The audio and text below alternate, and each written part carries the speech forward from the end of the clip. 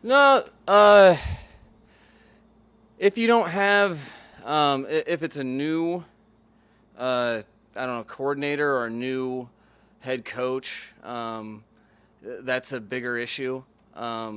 When you have, I've been fortunate to be in the NFL long enough to know exactly, you know, um, really for all the way back from the Carolina days. Coach, well, really, and Coach Frazier, but they've both done a great job, and so you kind of understand, like any really good high level coaches, they have a principality to them, a starting point, and then it's whether or not they're doing little nuances within it, points of emphasis. But just like you guys know that regardless if it works or not, you're going to see outside zone.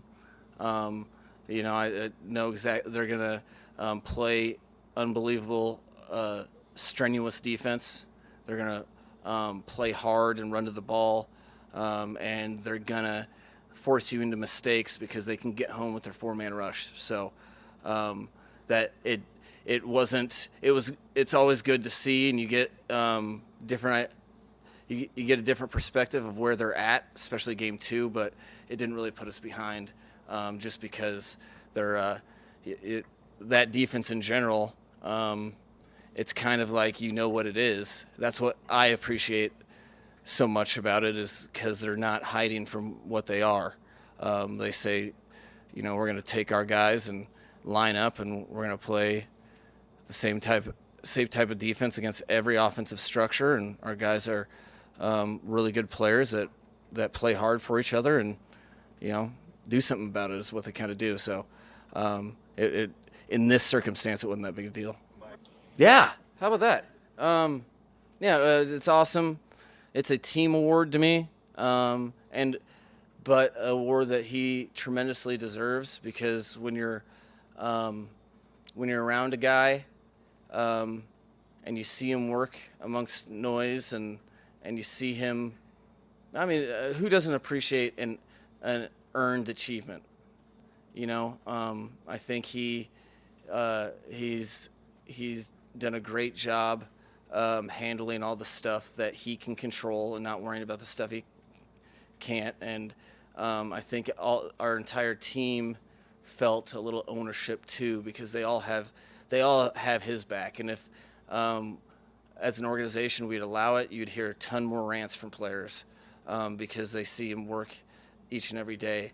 And like I said, on whenever I talked to you guys last, it was can't remember the day.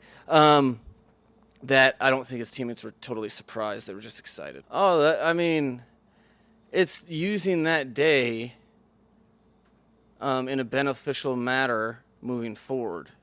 So what that means to me is, I mean, situations, numbers, all those things. I'm not talking about statistically his rating or any of that stuff. It's that understanding that using that game for confidence, understanding how he got there. That was a ton of prep on the game week, and harnessing that moment where he, the worst pick, the second pick he threw was the worst that he's thrown in practice or games for me. And what he did after that, that's something to hold on to. So I think stacking, it's impossible. People are too good. Teams are too good. Coaches are too good.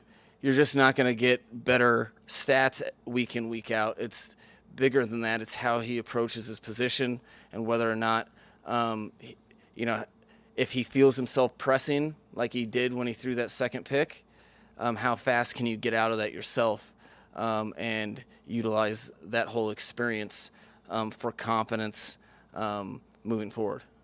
Yeah, I think what Mike does with our offense is he complements everyone's talents. He complements everyone's ability within the offense. For instances, like if I'm good with RPOs. He'll find some way to get the RPO implemented. if I'm good with something else, or if someone's good running a certain route, we'll find ways to get him the ball within that route, a few different ways. So things like that. Well, we understand that they're a really good team. That's no secret. Everyone knows that they're a really good team. They're tough defensively. They're explosive offensively. So I wouldn't say that we have a measuring stick for how good that these guys are.